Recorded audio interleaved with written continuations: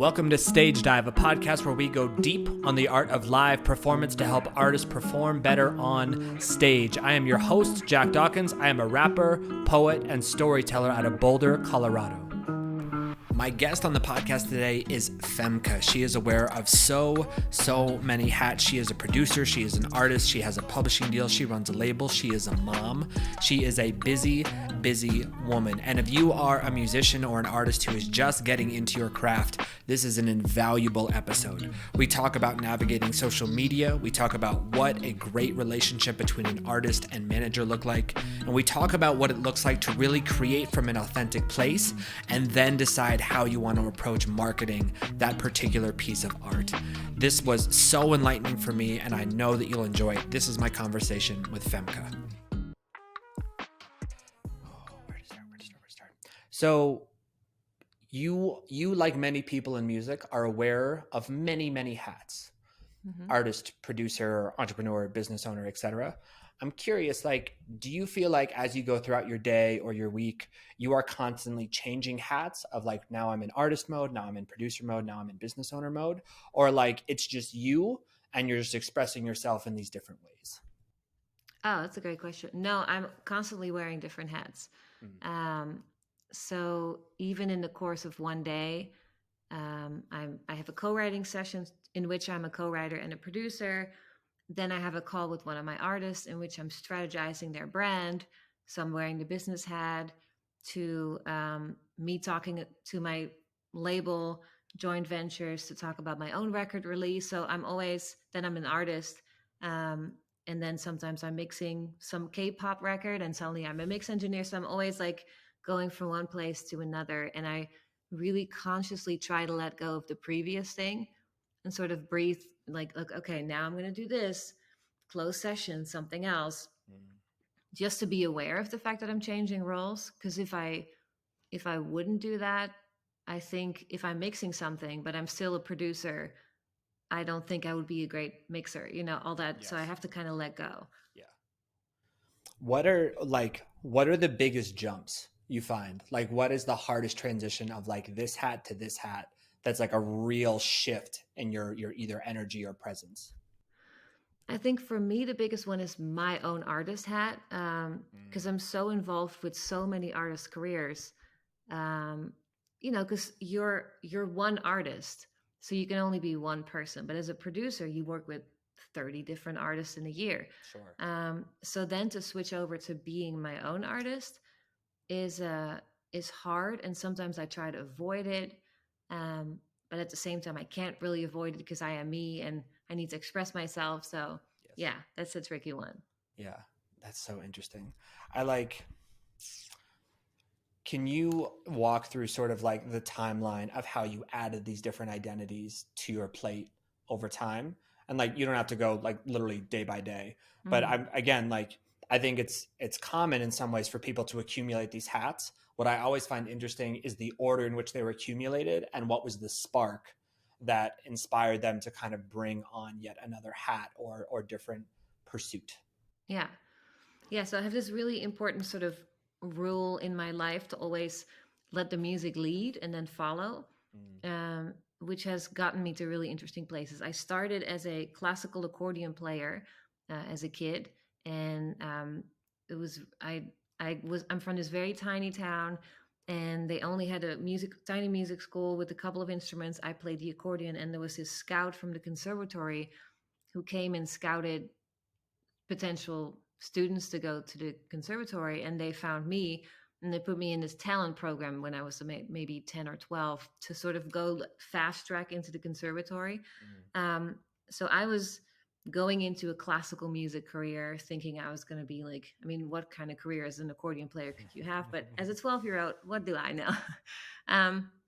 So I was playing this classical accordion, doing Bach and Mozart sonatas and organ pieces, and graduated at 16, went straight to the conservatory, moved out of my parents' house, did the whole classical thing, and then got asked to play a recording session for a tango orchestra. And that was the first time in the studio. And I thought, okay, this is interesting. I want to be the person behind the buttons. I don't want to be this classical person anymore. So auditioned to be in this program, and the way to get in was to write 3 songs and record them, so to audition. So suddenly the music taught me to be a songwriter, so I started writing songs and had to learn how to play guitar over the summer. Found a friend to record these 3 songs and got into this program. And as I was in this program, I got so obsessed with songwriting and finding, having listened to classical music my entire life, finding Paul Simon and all these beautiful songs, realizing a lot of them came from America. One and then was like, well, I want to go to America, so I auditioned for Berklee, got in, and then my songwriting journey sort of combined with my classical journey. My teachers were like, you should become a film composer. I was like, okay. So I studied film composing for a year, got an internship in LA, ended up working for Hans Zimmer. Amazing. And so the songwriting journey turned into a film scoring journey, turned into learning how to produce, because as a film composer, you have to learn how to play all the parts and sit in front of your computer and work on Logic or Cubase. So I started arranging more. And in that, I realized, well, I miss my songwriting journey. I kept writing on the side and won a couple of songwriting awards. And I thought maybe I should pursue that career because that's, part of my passion. So I did. I ended up getting a publishing deal in Nashville as a songwriter, brought my sort of classical production career over to Nashville, started producing other artists, and started a label to create more opportunities for these other artists, because I thought, if I'm creating music but it's going to stay in some drawer somewhere, what's the point? So that's created a business career of like, okay, how do I find the best distributor? How can I find a manager and a booking agent for this artist?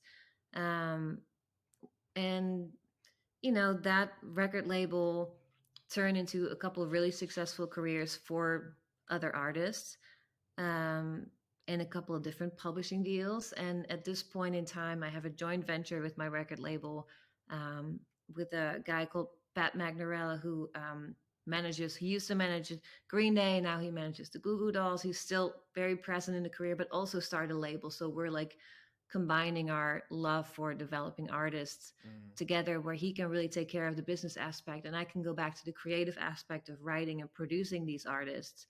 And in the process of that, he was like, well, what about your own project? Do you want to put out your own record? And I thought like, oh yeah, that's right. I wanted to be an artist really a long time ago. And so now I'm picking up that journey again of like the artistry. But as you can see in that process, I was just following whatever happened, and just sort of like taking these, like, oh, you get a job here and you do this and somebody loves what you're doing. And it just kind of like took me by the hand and took me to all these different places. But it always came full. Like last year I scored a movie for Paramount, and I hadn't scored for a really long time because I left LA and stopped scoring. So every time like a little nugget from the past comes back and reminds me, like, oh yeah, remember when you used to do this?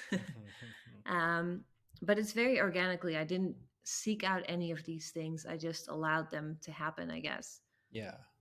I'm curious, like, I know that I'm guilty of this. It's in retrospect, it's always so easy to see how the path formed and where the steps were.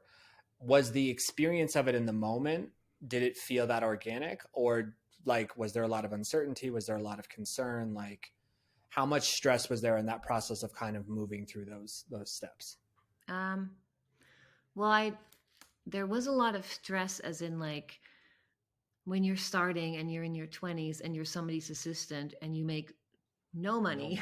Yes. And you're living off of rice and beans, but you're working 16 hours a day. There was a lot of that kind of survival stress. But I completely trusted the process. I never felt I was on the wrong path. I never felt I was doing the wrong thing.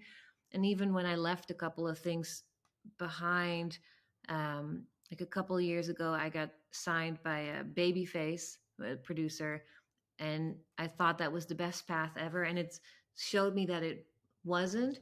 but I have zero regrets. Like it was just like, okay, that was like an interesting detour. Like, like there's no, it always was meant to be. So I've never doubted the road that I was on and the road that I am on now. Like I fully trust the process.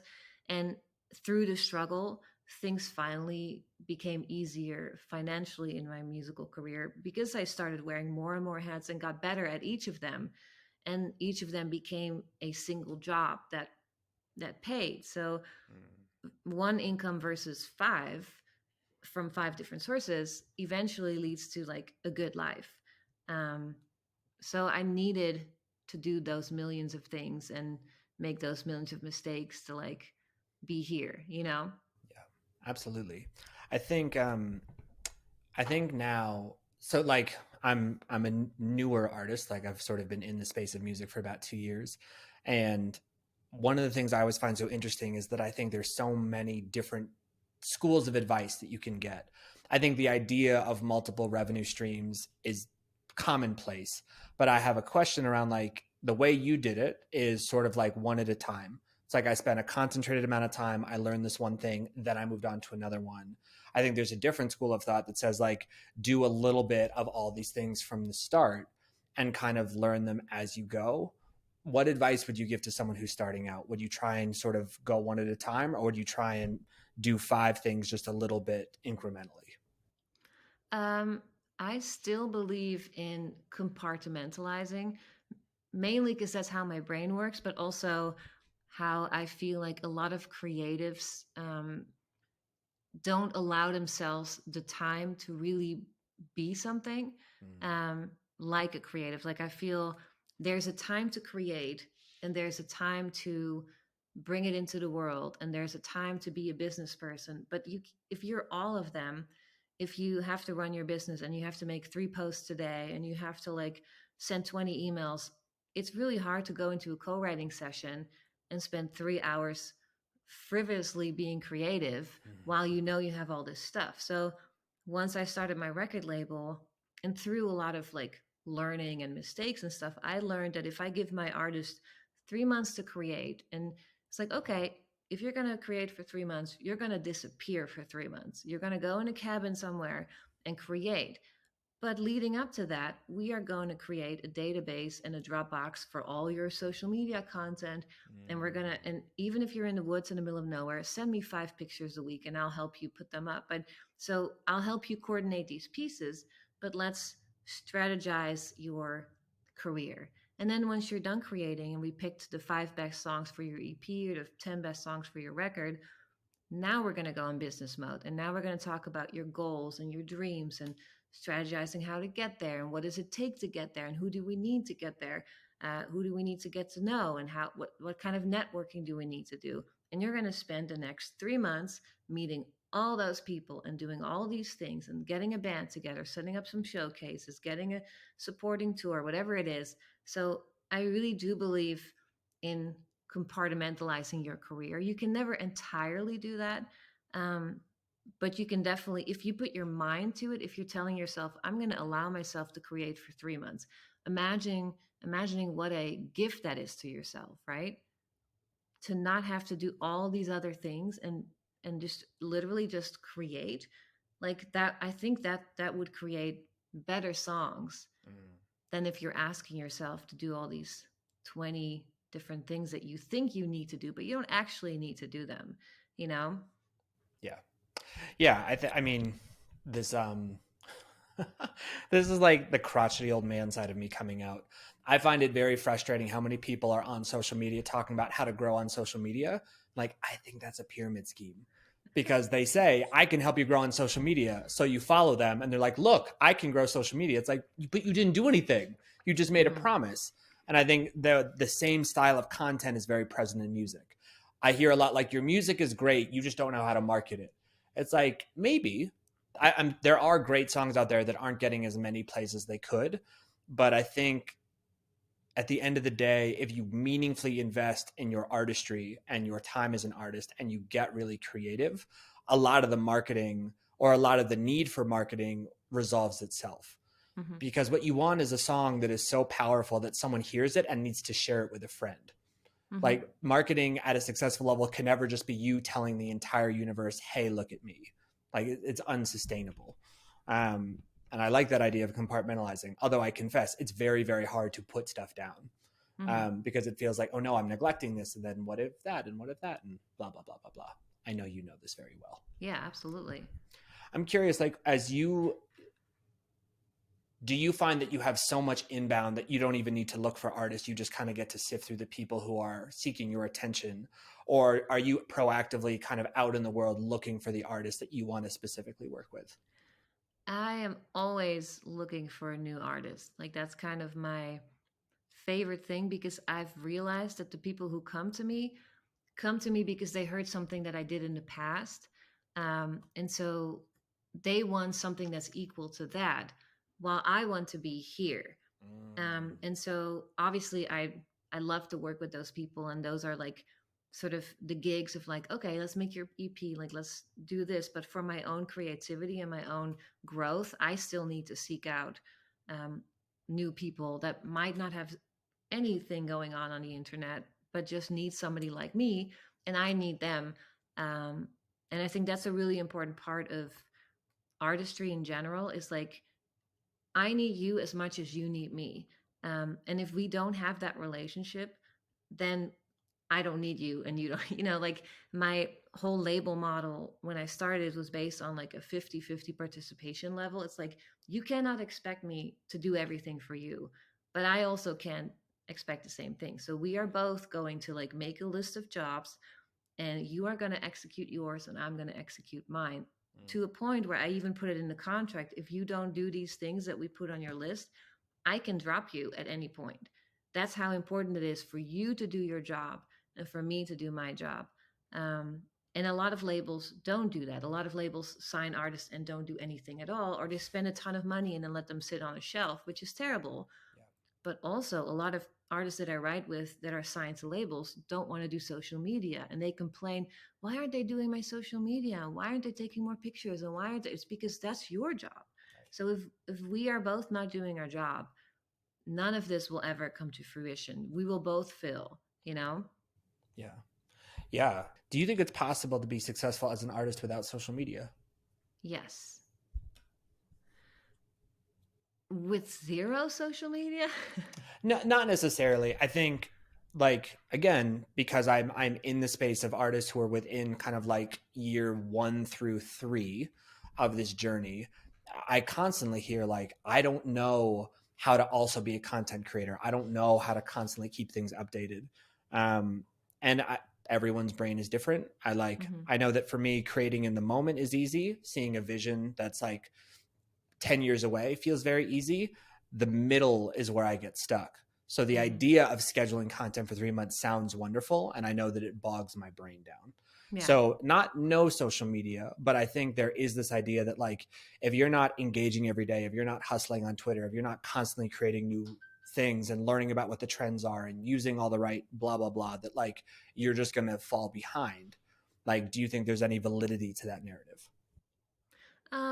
Well, I think it has to start with taking an honest look at your artistry. Like if you're trying to be in the creative space of a pop artist, um, you will have to adhere to the rules of a pop artist, which means you post all the time. It's a lot about, like outward, it's very one dimensional what's expected of a pop artist in a certain way. If you are an indie artist, or if you're creating something that's like unique and authentic to you, and part of being authentic to you is disappearing in for a couple of months a year, then that is authentic to you, and then you should totally do that. And I don't think that the pressure of social media as it is put on a pop artist should be put on you.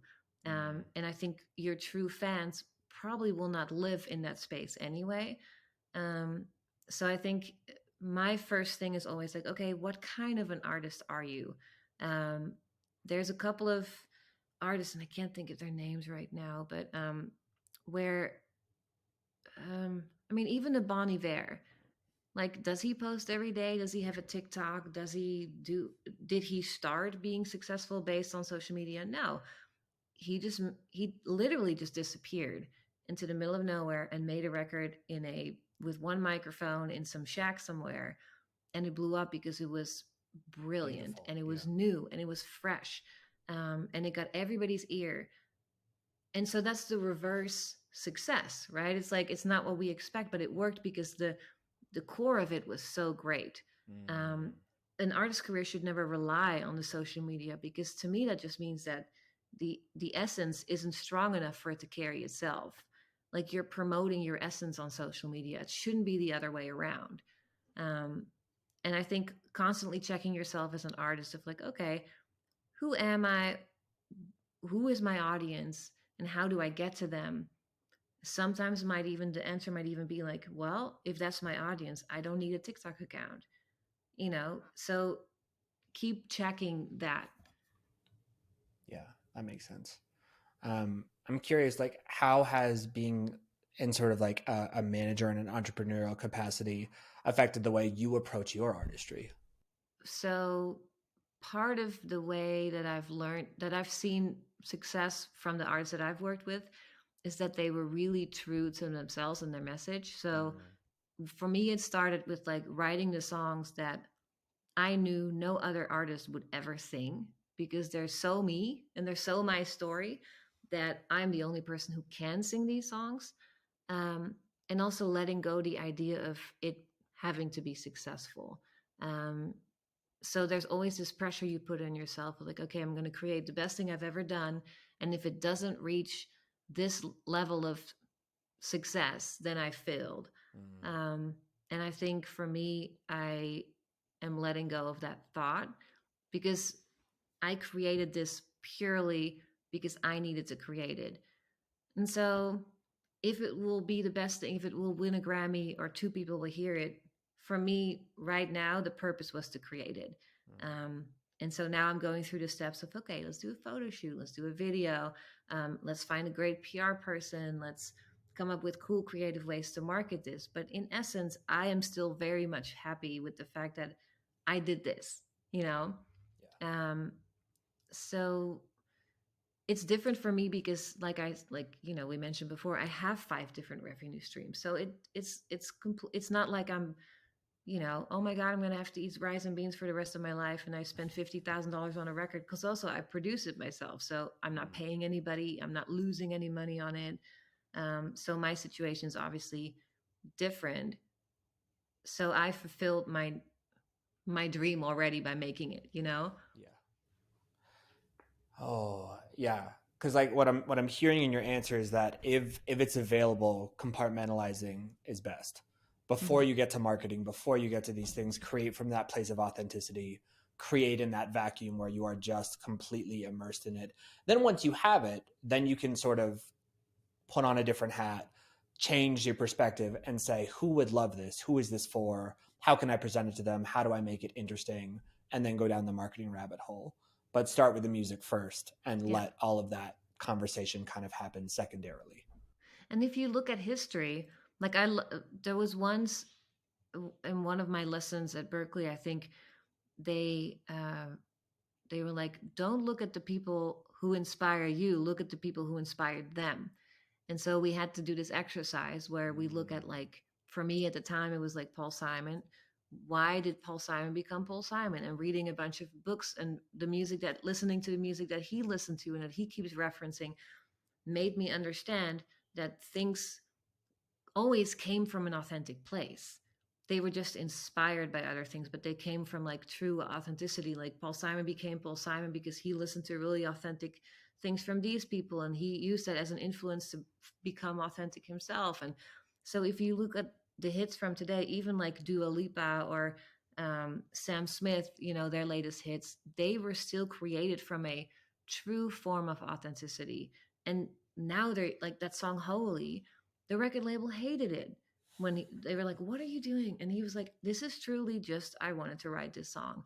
And he came from it from such a true point, and now it's a massive hit. And whether it's like the song that you will play at your wedding or your funeral, it doesn't matter. it is a very essential song to him, and it's very true to him. And I think that that's a great example. So going into a room and saying like, let's write a hit today. When has that ever worked? Never. Even Wrecking Ball was written by a woman who was literally just broken up to by her boyfriend, and she just came into the writing room crying, and they wrote a brilliant song that Miley Cyrus ended up cutting, but they weren't coming into the room saying, let's write a hit today. But they wrote one, you know? Yes. And I feel like looking back in time and looking at references of who you're inspired by and who inspired them will prove that it never came from a point of money and fame and like thought of success. It came from reality and like real life and authentic moments, and taking the time to go into a room and truly being yourself and vulnerable and open. I acknowledge that this is a potentially difficult question to answer, but in line with what you were just saying, who are you? As a person? Mm-hmm. Wow, that's such a really hard question. And to make a little side trip to that, a couple of years ago, I asked myself that question, and I realized that my only answer was what I was doing and not who I was as a person. So I was telling myself, like, I'm a good songwriter, I'm a good producer. And then I thought, like, oh my God, is that all I am? Is that all I will ever be in people's minds? And I was like, I can't be just my music. I have to be more than what I create, because otherwise, what is this life? Like, and so I decided to add kindness and positivity to my database of describing myself, and really like adding that into the way I communicate to people. And calm, peaceful is really important to me. Being calm and being a source of like, people can come to me with anything, and I will accept whoever they are and whatever they have to say.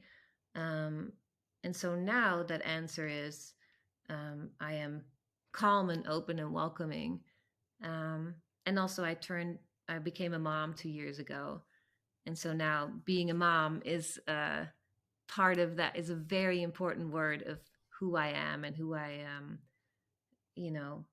what I identify as a mom, a wife, and also a creator. But it's now just a word of a list, and it's no longer who I just am as a whole person, Yes. Yeah. No, I completely relate to that. And if I go back to that very first question, I think I'm a father. My daughter is 5. And I feel like parenting has taught me many things, most of them profoundly humbling. But the biggest thing is that like, there is no how to be the best parent. The best parent you can be is being yourself, and allowing parenting to be an expression of your love and your authenticity. And that's the same for being an artist. That's the same for being a business owner or a friend, or like choose your word. Like it all has to come from an authentic place, because any energy you spend trying to be something that you are not is just like immediately dissolves, or at worst is negative and perceived differently. And because parenting has so many stories about what you should be or what it should look like or how you should be showing up to it, I think it is a challenging but incredibly ripe opportunity to flip the script and be like, no, I'm going to be myself, because I trust myself. I don't trust the version of me that is trying to be what the parenting book says, or what the blog says, or what the video says, or what my parents were, or, whatever it is. Yeah, absolutely. Being a parent has enhanced every part of me to want to be better. That's awesome. A lot of the time it's when someone asks me a question, and it doesn't have to be complicated, but then I think about it, how would I answer that question as a song? So a couple of months ago, someone said, if you could go back to when you started rapping and give yourself advice, what would you say? I was like, well, fuck, that sounds like a song. So this song is called Dear Jack. S'il vous plaît. Dear Jack, Let me take a crack at penning you this letter. I could write until the pen cracks, but the writing wouldn't get much better. Surprise, surprise, that's when I write my best bars, when I'm not thinking about success and outcomes, or release dates and pre-saves and keepsakes and albums. Trust your emotions and intuition when they hit you. Don't be greedy, wait, let it hit you. And then write it down, clean it up, and put that shit on wax. And then relax. And you're in Nashville now, right? Yes. So I'm in Boulder, Colorado. I generally associate with Denver, which has a lovely music scene. The term second tier obviously has a lot of negative connotation. I mean that it is smaller. It is not LA or Atlanta or Nashville or New York. Yeah. But you were in Boston for Berklee. You were in LA. You're in Nashville. You've been in these big music markets. From your perspective, like, what are the advantages of being in big music cities like that? And what are the disadvantages of being in kind of a big frothy market? And then Nashville still being the frothy market, right?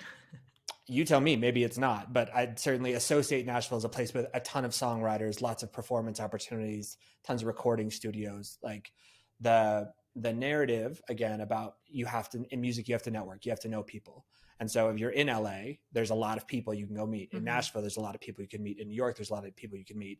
In Denver, the average number of people in music you are likely to meet if you're just out and about, I would say, is probably lower than those other cities. And so again, there's some disadvantages, but I imagine that also being in a big market, you may also see some ways in which that is also makes it harder in some way. Yeah. It's really tricky because, like, for instance, in Nashville, obviously every songwriter in the world wants to come to Nashville, and there's a bunch of amazing colleges that just, like, spread out songwriters every single day, and it's incredibly oversaturated. And I think the reality is that the number of companies signing songwriters has shrunk significantly as to where, and I saw this article, and I don't know if it's correct, but 10 years ago, there were like 2,500 signed songwriters in Nashville. Now there's 250. Well, imagine how many people moved to Nashville. So if there's 250 signed writers who make a living, and some of them don't even really make a living, they get $20,000 a year. And remember, it's an advance, it's not actually an income. But regardless, like, there's only 250 people that make money off of their songwriting as a songwriter. So all those other people are trying to be those 250 people. So it's also a place of a lot of people trying to get in, not being able to get in. And so there's only a couple of ways for you to deal with that. You can either feel very defeated and keep trying to get in, or you create your own community and create your own sort of like standalone island and build the island and help each other rise. And so I really believe in that formula wherever you are. So I believe that as a person in the Netherlands or in Denver or in Kentucky, you can find a community where you can help each other rise. And once you rise, and once you're noticed by whichever city is the closest that has things going on, all of you will be able to, like, benefit from that. Versus a city in Nashville where everybody's just trying to get into the pile of the tiny, tiny island and never succeeding. I think the chance of failing in a city like Nashville and LA and New York, coming out here just for this, is much harder than it's actually much easier to fail here than it is in Denver or the Netherlands, where people assume you will fail because you are there. Does that make sense? Yeah, 100%. I mean, going back to it, sometimes that's a little bit how I feel about social media.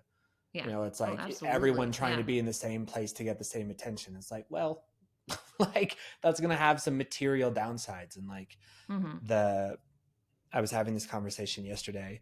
There's something particularly perverse, and I'm sure it's true in music too. But if you think about social media, you're more likely to see a piece of content that's going viral, which means you're seeing a wildly disproportionate amount of content that is really thriving, and you're not seeing the millions of pieces of content that are so similar or using the same trending sound or whatever that are literally doing nothing.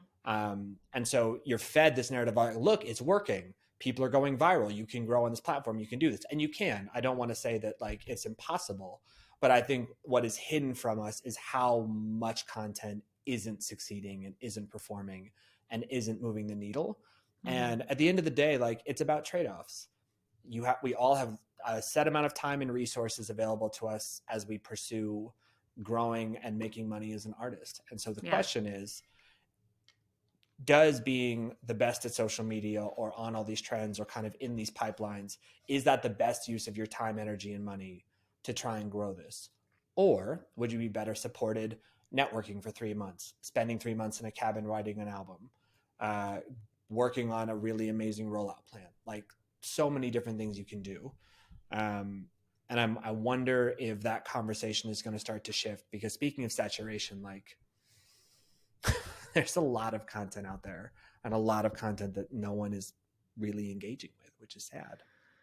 Well, and there is that, but then there's also during COVID and when TikTok sort of exploded and every record label started like signing these viral artists, it has now been proven, and it's sort of like the noise that's happening here in Nashville. It's like, okay, none of those people are working in the actual market. So there's these people that are still wildly successful on TikTok and have millions and millions of followers, but their numbers do not translate into streaming numbers on Spotify or Apple. So right now, the myth is being debunked as we speak of it actually being great to go viral. And record labels are realizing, oh my God, we've been putting our money for 2 years into these things that are not working. We need good songs. We need good artists. We need longevity. And so the narrative is slowly switching, but it's not necessarily switching online yet, because obviously all these people like 10 tips to go viral, they need to keep their job. So sort of like the outside industry that has built an industry on how to trick the industry is realizing, well, God, what am I going to do with my career? Right.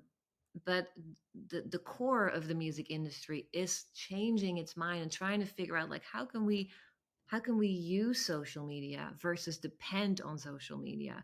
And so if that narrative is changing within the industry, I feel like artists and performers should change that narrative within themselves, because there's a huge amount of fear and anxiety and FOMO attached to like the pressure of social media, while it's just a season. So if you don't treat it as a season, you're treating it as a lifestyle, you're going to feel miserable.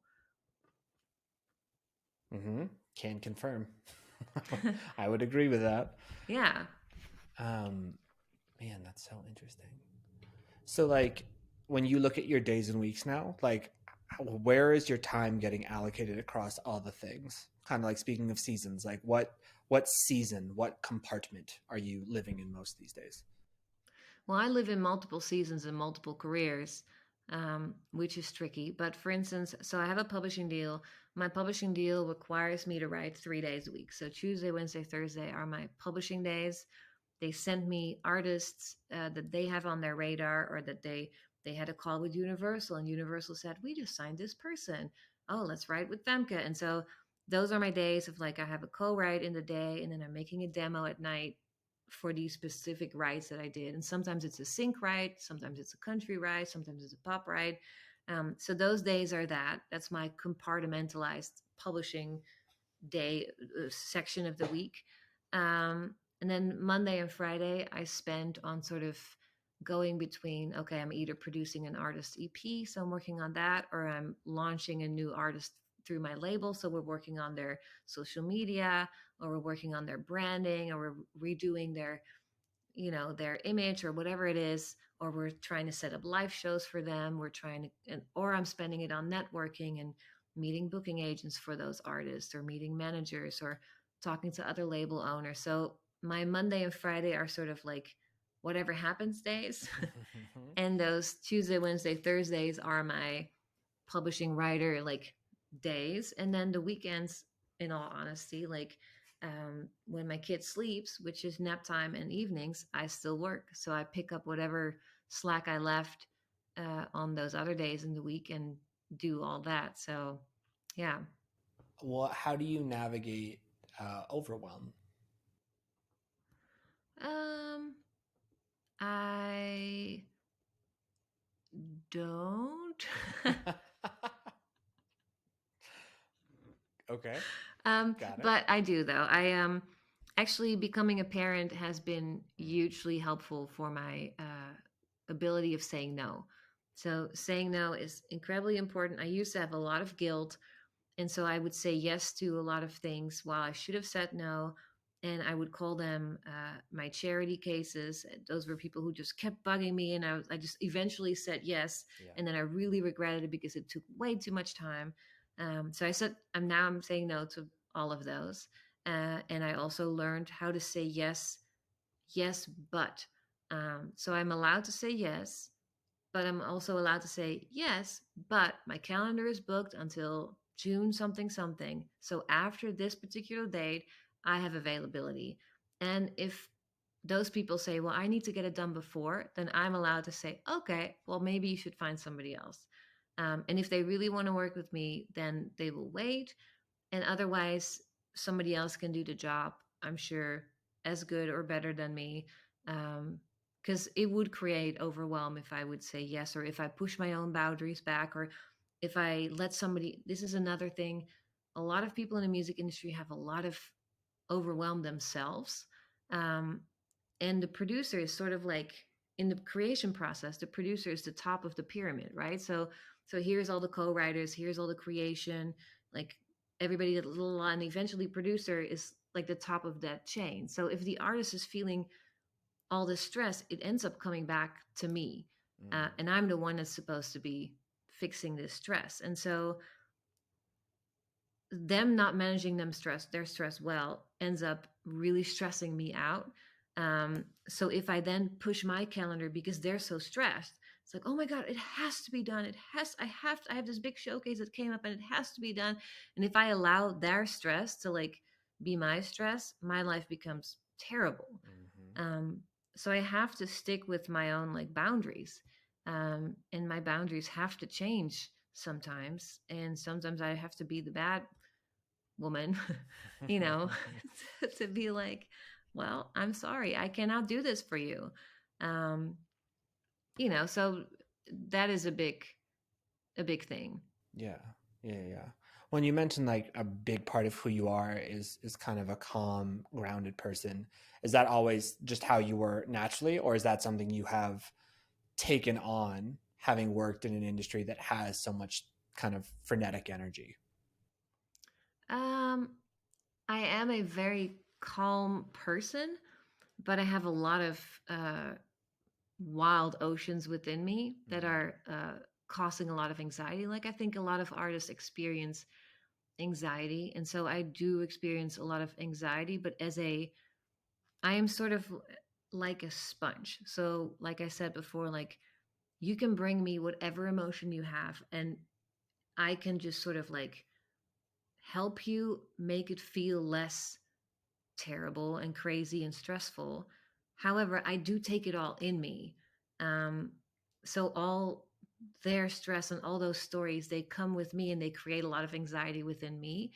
And it took a really long time for me to have to learn how to deal with that turmoil, how to give myself the calm and the peace that I give others, and how I allow myself to give that to me versus, oh, I don't need that. And, like you try to be better to other people than you are to yourself. And I'm at a stage in life now where I'm realizing if they are worth this, then I am worth it too, Ooh, I love that. That's such a lovely gem.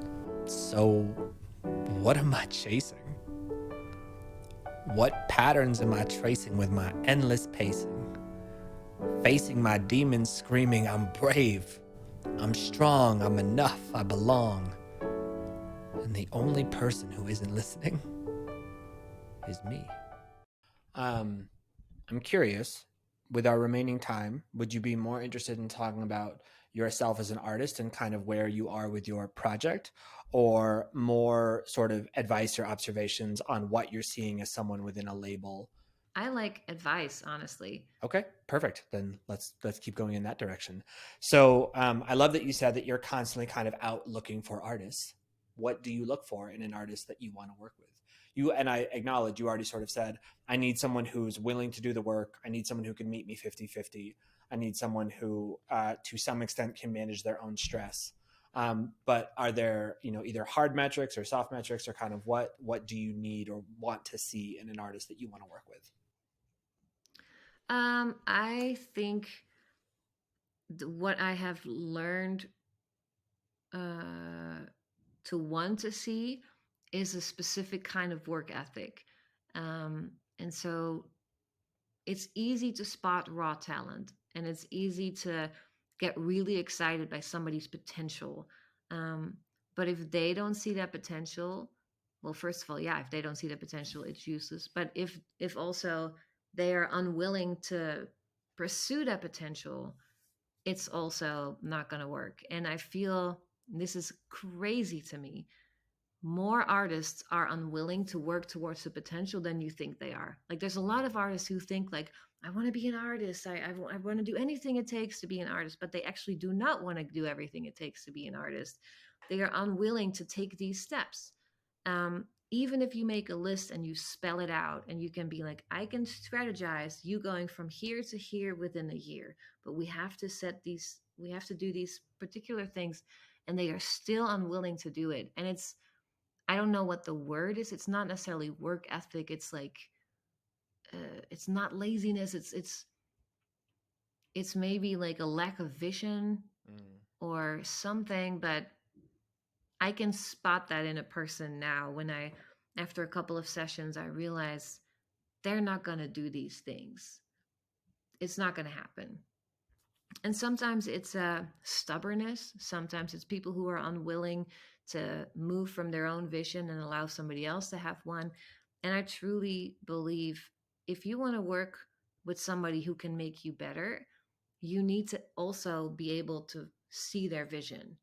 And so this goes both ways. Like I really can't stand producers who get an artist into their studio and they are just putting something on this artist. Like, I think you would be a great Taylor Swift. And they're like, let's put some mandolin on it. And let's put, it's like they're trying to just put a box and like put it on top of a person. A lot of artists are totally fine with it because they don't necessarily have that vision yet. And they just pay somebody to give them that vision. And so somebody's lacking a vision, which in that case is the artist. So that's, in my mind, that's not going to work for me. But sometimes it also goes the other way around, where like an artist is very set in their ways. It's like, I have this vision. I worked with this artist who literally was like, I want to hire my own musicians. And I was like, okay, well, let's bring them into the studio. And the musicians came and they were terrible. Like, could not play a single line. And the guitarist, I was like, let's play this. And I had to play it for the guitarist and he still could not figure it out. And I couldn't say like, it's a G, because he didn't know what a G was. And so I told this artist, like, look, I don't think we're going to be able to work with these musicians. Can we bring in outside people? And he was like, absolutely not. It has to be with these people. And I was like, okay, well then we're not going to work together, because I can see in my future a lot of editing and a lot of me secretly replaying all your guitar player's parts because he can't play it. And I just don't want to do that. Yeah. So he didn't see my vision. And, so there's two visions. So you have to kind of work eye to eye with somebody and allow each other to lift the project to a better place. Yeah, absolutely. One of the things that I think about a lot, and I know a lot of artists too, there's within the conversation of how to grow, it's like, who is your audience? Where do you find them? How do you speak to them? And the backdoor approach I hear is like, well, find what artists you are similar to, and then find out who likes them, and et cetera, et cetera. Like, I haven't found that to be a super useful tool. So like, I'm curious, what advice would you offer to people who are trying to figure out either how to define their sound or how to define an audience? And I ask specifically because I think if you want to be in a space of creating authentically, almost by definition, you can't be in a space of like, well, I'm creating for this archetype person. You're just expressing what is true to you. And so how do you take that thing that is true to you and then translate it into, okay, this is for this type of person or this group of people, and now I can understand how to speak to them? Man, that's like a really tricky question, because like, remember when you asked me the question of like, who are you as a person? Mm-hmm. And then it's like you realize you are all these different parts of yourself that make a whole. And so to truly love a person, like your partner, or like how I love my husband, you never love him for one thing. You know, I don't love them because they're like smart or beautiful or successful or whatever. You love them for everything that they are. Right. And so I feel like that this is the thing that I tell all my artists. If there's 5 things to talk about, but only 2 of them can be music, what are the other 3? And so those 3 will probably be your audience. Does that make any sense? So let's say you love dogs, you love craft beer, and you love poetry. And if you talk about those things and you find people who live in those worlds that love those things as much as you do, and they become fans of you or friends with you because you have those conversations with them, they will love your music. Versus I have music and I have to sell my music to dog lovers, coffee lovers, craft brew lovers, like, but they have to only love my music. So I'm trying to like market just my music to this audience that I don't know exists, because I'm making this like music that is kind of different from everything else anybody has ever heard, but it has like weird synths. Should I talk about my synths? Like, no, talk about your dog. You know, like talk about like your candle making, like whatever it is. But if you talk about the things that make you whole as a person, those things will create super fans. Those things will be people who love you as a whole, you know. And a lot of people forget that artists aren't just people who make music. Yes. Artists are people. Right. And people love people. And so in my entire this is so important to me, and I'm really passionate about this, because I feel like a successful artist career doesn't thrive on the music. And an artist is even allowed to change their sound every record and like become bigger and become better and become different, because if your audience really loves you, they will allow you to make an acoustic record and then buy a Juno 106 and do something really wild and celestial for one record. And like, they will let you do whatever it is that you want to do, because in essence, they love you. Yeah. That was beautifully articulated. I just watched the Rap Caviar documentary on Tyler, the Creator. And I feel like he's such a good example, because as he's unique in that his personality is so strong. And like in terms of just branding, like he has such a specificity about him that I think people find connection with him, which has allowed him to really explore all these different worlds in his music and has helped people really connect to them. But I've never heard anyone articulate it that way, of like, you make music, but you have these things in your life that you love and that make you whole. And those are the places where fans are ultimately going to connect to you. And then through that connection, they'll find your music. Yes. I immediately understand it, and I have never heard anyone say that. So well, even to a point, like let's think of it in like a business standpoint, right? Because this is hard to translate. Like, this is a social media conversation, and people are like, okay, well, this is great. Like, I'm going to talk about like my candle making and my craft brew on my social media, and I'm going to make fans based on that. Oh, did I lose you again? Nope. Yes. Did we do it? Great.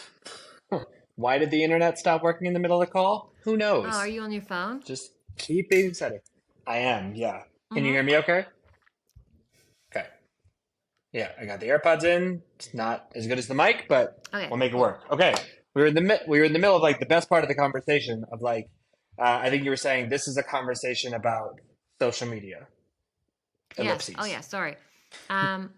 Yes, basically people assume that this is the way it works in social media, but in a business sense, okay, so you live in Boulder, and I'm assuming there's a couple of like venues there. So even connecting with the venue owners on a human level, this is like a super dumb example, but it works in every way. And I'm going to use the dog example because I have a dog and I've seen this work. And you go to the dog park and you both have, there's two lovely dogs, and you walk up to the owner like, you have a great dog, and you have a great dog too, what a beautiful dog. And you get to talking, and this person turns out to be a booking agent, or this person turns out to be a person who owns a club in downtown. I can guarantee you that person will listen to your music. They will probably book you a show at their venue because they gravitated to you towards a person over a common interest. So finding a common interest will help you not just in a social media level with like finding an audience, but by connecting to music business people, because music business people aren't just music business people. They are parents, they are lawyers, they are dog owners, they are coffee drinkers, they are. So going to places and opening up yourself as a person will help you in your career much more than, like, imagine, like, I've had this happen so many times. You're like, I have been coughing somewhere, or I'm like on my Instagram or whatever, and like somebody comes up to me or texts me and says like, hey, check out my music. I hate that, because they just see me as one thing and they see themselves only as one thing. While if somebody is like, God, do you have a golden doodle? By the way, like, to me, that's such a better way of leading a conversation. So a lot of artists get so set and so desperate in their idea of being an artist that they build their entire identity on it. And it's not appealing. It's not appealing to an audience and to the business. And so being more than that and going out into the world being more than that will serve you better. And so all that anxiety that people have about this artist career is the reason why they're failing, essentially, because they're so set on it.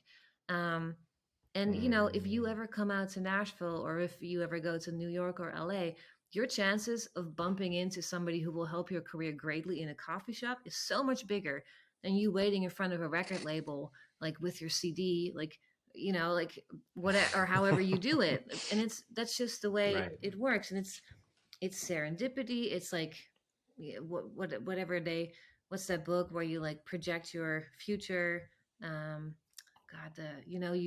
You think it and it will happen kind of thing. Oh, The Secret? It's essentially, yes. It's like, it's sort of like how that works. It's like thinking of ways to connect and putting yourself in the correct situations to connect.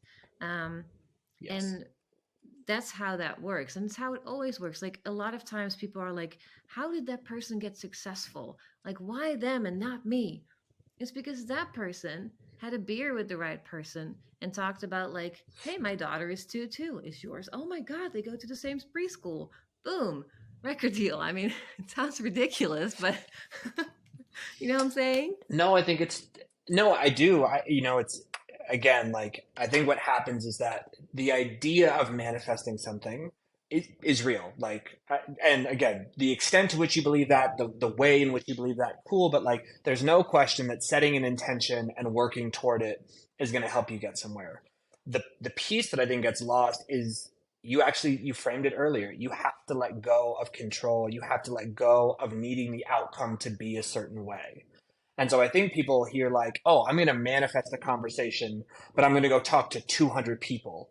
And it's because it's transactional, because they're like, hey, nice to meet you. Hey, nice to meet you. Hey, nice to meet you. They're not connecting. They're not learning. They're not engaging. Like, they're just going through these motions, because in their head, like, if I talk to 200 people, I have to get a record deal. And it's like, well, probably not. Because like, those are 200 shitty conversations where you didn't meet anyone and you didn't connect in any meaningful way. But if you go with the intent of like, I want to connect with someone that can support my music career, and then that's it, and you just sort of let go of how it needs to happen or when it needs to happen, you would be amazed at how much more likely it is that you strike up the right conversation, or it's not the person at the dog park, but you meet a person at the dog park who knows somebody, and all of a sudden they're forming the introduction. And so again, like, if you went and you introduced yourself, that said, I'm a carpenter, and you're like, oh, that's nice, bye. You completely missed the opportunity to find out that actually that carpenter built the house of the biggest, label exec in town, and gets dinner with him once a month and could easily introduce you. I think that's the piece that people miss out on. Absolutely. But this idea of connecting through interest is brilliant, and I'm very grateful that you shared it. So thank you. Yeah, no, I get it, and it's one of the. Let me ask a question before I say what I'm going to say. Like, how good does it feel to be helpful to artists, having been one and acting as one yourself?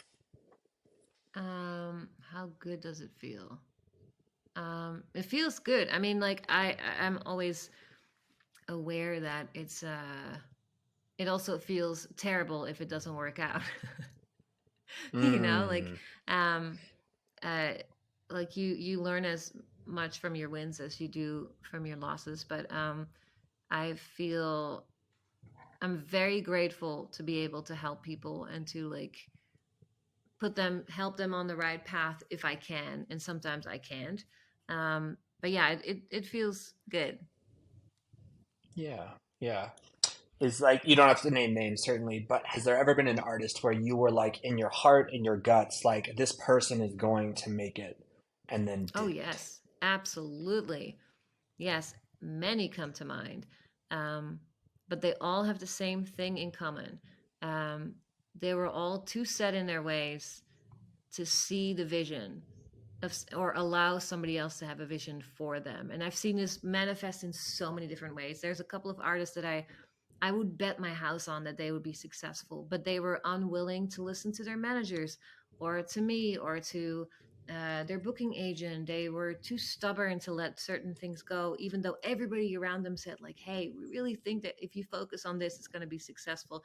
And then in retrospect, they get dropped or whatever happens. In retrospect, they come back and say, yeah, I guess you were right. Maybe we should work together again. And then I'm like, no, because I learned my lesson. It's not going to happen. But yeah, that's the sole reason that I've seen careers fail is that this sort of unwillingness. Yeah. I hear, and like I feel like terror within, like I don't want to be that person. I know a lot of artists don't. Um, and I know you said like it's usually around not allowing someone else to have a vision for them. Um,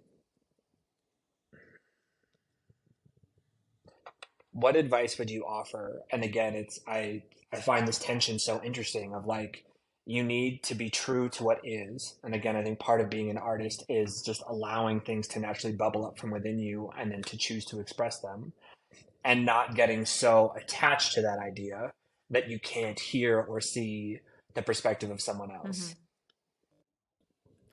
How to do that? General advice, tips, things you've seen that work well, like, or even like within the context of vision, is there like a conversation you're in the middle of having where you're like, oh no, like this person isn't going to let me do what I need to do? Well, so keep in mind there's also a lot of bad advice, right? So let's Of say course. you as an artist, you have your own vision and you're very convinced, and then you go to a couple of people and you ask them what they think, and they all give you a piece of their mind and they're all going to say something different. And so then you're like, well, who do I follow? Mm, And so often right. you're going to be like, well, if they're all going to have something different to say, I'm just going to trust my own instinct and just going to keep on this highway. But one of those five people has something good to say that probably could have created a big thing for you, but who do you trust? Right? So it's not so much Mm, like you have to listen to me because I know the answer for your success. It's do you trust me that my opinion is valuable enough for you to create success? um, and so what makes me trustworthy? Like, what makes me trustworthy enough for you to trust me that whatever I'm saying could actually maybe help you? So it's not just on you solely as an artist to like listen or not listen to people. It's also on me to create a sort of rapport of trust and like and so what have I accomplished in my career that is enough for you to trust me or to assume that I know what I'm talking about? Like, like, who do mm, you ask the right questions to? Are you asking it to like the local club owner, or are you asking it the guy who like has run Universal Music for the last 10 years successfully? Like, who do you ask the right questions to, and do you trust those people? um, a lot of artists have the tendency to ask the right questions to the wrong people too many times, taking the wrong advice too many times. And that's, you as an artist need to do your research on the people that you're asking these questions to. And, you know, like you were saying, all those people on the internet saying like, this is how you go viral. And like, I went viral, so therefore I know how to go viral. So pay me this money monthly and I will show you how to go viral. Are those the right people to listen to? I don't know. Like, but lots of the thing is they went Maybe viral not. and lots of people do pay them for their advice, because people are desperate to figure out the key to success, but maybe that's not the right person. Yeah. You know, so there's so many facets to that. There's like, I need to do enough in my life for you to trust me, to believe that what I'm saying can actually help you. And you need to do enough research to find the people around you that you trust, that can help you. And sometimes it's not even a music person. It could be like the person who runs the local ad agency or whatever, but who has a lot of knowledge about creating brands. Like, what do you need in your career? What needs to grow? What's lacking?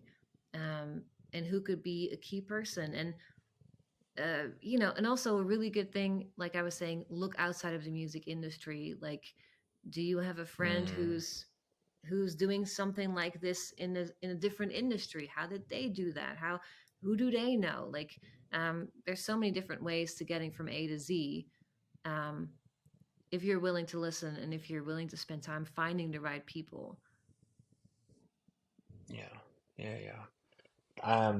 Last question, and you just sort of set it up beautifully. So trust is an incredibly important component of a relationship with anyone, but particularly I think for a manager, between artist and manager. The manager has to trust that the artist is working with the intention of supporting both of them and the brand that they're trying to build.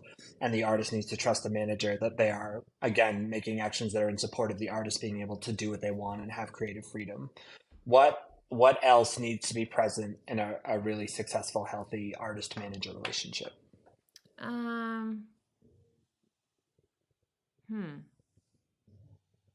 Patience, trust and patience, I think. One thing that I've noticed is that, you know, when an artist, so let's say you put out a song and within a month it got 1 million streams, and a couple of managers start like hitting you up and you pick one of them, and then nothing happens for 3 months. And a lot of artists are, did I make the wrong choice? Oh my God, they get frustrated, they get annoyed. It's like, but patience is like knowing that trusting that the manager is like putting key pieces in certain places, creating the right co-writes, creating the right opportunities for you to grow, maybe not on a viral level, but on a creative level. Having the patience to sit through the process. Like, I feel like a lot of times people might trust the manager for a minute, but then they don't have the patience to be on the road with them. It's like, because basically the manager is saying like, get in a car with me and we're going to go this way. And if the artist is constantly like, oh, wait, stop there. No. Like, you have to be able to like have the patience to stay there and to trust the driver for a second, you know? And a lot of times music that goes viral is not necessarily the best music. It just happened to go viral. So they might not be the best creators or the best songwriters. And so what they truly need is to have some experience in a writing room and meet some real writers who can help them to the next level. If you don't have the patience to sit through that process because you see this like fast track right here, that just creates like the one-time butterfly, and it's not actually longevity in a career with like sustainability. That would actually be to go kind of this way and like really like focus now on creating like the best thing you can possibly create. So then you use that highway that you created and like really shoot through. That's beautiful. Femke, this was enlightening, this was helpful, this was encouraging, Thanks. this was all of the things. So thank you so much for taking your time, because I know you're busy and you're a mom to a 2-year-old, which means like life is lifing It's real crazy. hard right now. Yeah. It's crazy. But thank you again for taking the time. I so appreciate it. And I'd love to stay in touch. I hope we get to keep being in conversation. That would be beautiful. Yeah, I would love to. Send me whatever you ever want me to hear. I would be happy to do so. Thank you again. Yeah, of course. Have a good day. You too. Bye. Thank you so much for listening to Stage Dive. I'm having so much fun having all these conversations and meeting these wonderful, wonderful people. But I appreciate that this is also going out to you, the person who is listening. So my request, my ask, my desire, if you have any curiosities, questions, guest recommendations, suggestions for the podcast, please send us an email at stagedivepodcast@gmail.com. We read every single email that comes through. We will get back to you. And we really do want to hear what you love about the podcast, things that you think could improve, and how we can make this a better show for you. So please don't hesitate to reach out. Thank you so much.